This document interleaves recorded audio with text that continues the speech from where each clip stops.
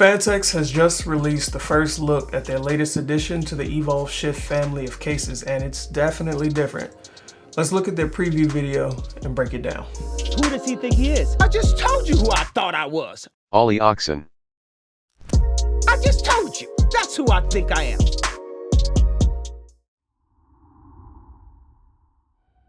Alright, so it's called the Phanteks Shift XT. Out of the gate, it looks like a glass infinity mirror with RGB integration instead of mesh on the front panel. The top run of the case seems to merge the tops of the original Shift and the Evolv ITX.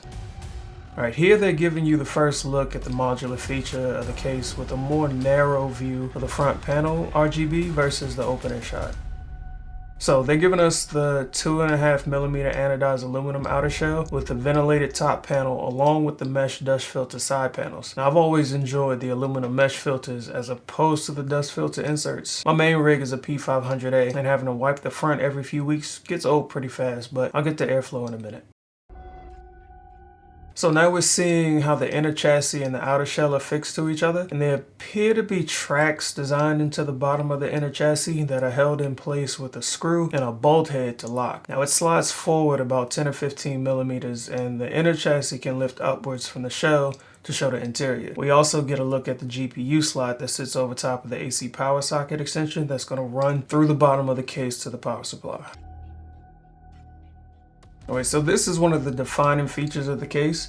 It looks like this radiator mount can hold up to a 240mm rad, but the best part is that the bracket is hinged and it allows you to access the components from the top. Basically flips open. Now if you notice, the interior chassis is about the same height as the shot of the case with the narrow front view of the RGB infinity panel. So it's likely that the short configuration relies completely on the component fans and passive upward exhaust to keep the components cool. With the entire side panels being vented with mesh, it looks as though temps will be very reasonable. Here we get the first look at the placement of the power supply. Most likely only support for Sfx and the inverted motherboard placement. Great placement for the modular cables, by the way, especially if you're able to have custom length cables.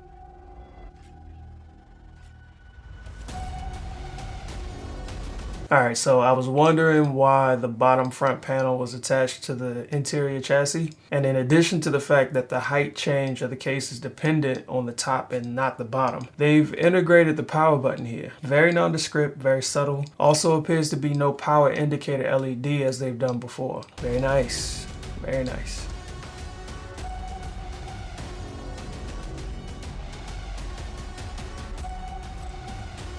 It includes support for up to a 3-slot card that's 324mm in length, and that includes a PCIe Gen 4 riser cable. Now that's great, because a lot of recent cases have offered the riser cables as an add-on but at additional cost.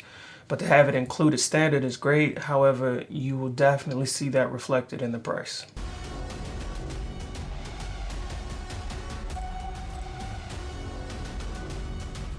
And they're introducing their first Sfx Power Supply. They got 3 different variations: 650 watt gold, 750 watt with the option for gold or platinum efficiency.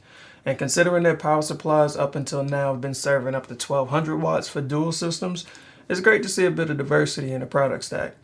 I don't think that Phanteks will pull an NZXT move with the H1 and include a cooler and a Sfx power supply, or even like Height did on their website and offer the power supply as an option.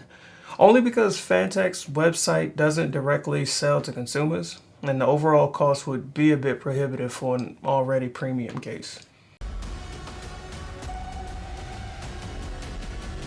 So they're showing us that it appears to be the alternate silver color option. You know, Phanteks is pretty monochromatic when it comes to chassis interiors, so that seems in line with the other Shift case options.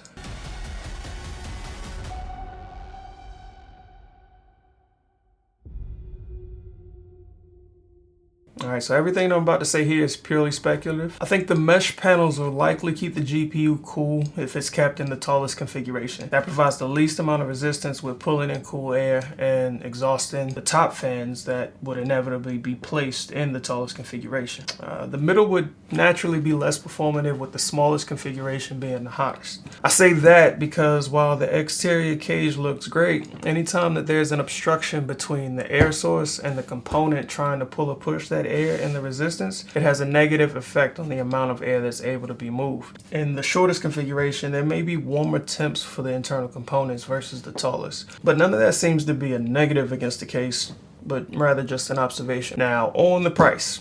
I cheated and saw that it was going to be listed at $170. I did it. The water boy's a cheater! I estimated originally it was going to be $170 and then knocked it down to about $150, but said I would be willing to pay up to $170, and to know that the price is probably around $169 US. It's about in line with what I thought for a case of this quality and in line with Phanteks brand. So I can't be mad about that. What do you think? Will temps be in line with what I said? Will the price be higher or lower than what I predicted? Let me know in the comments. We're going to try our best to get hold of this case and compare it to what this thing can really do. But in the meantime, thanks for stopping by, and I'll see you in the next one.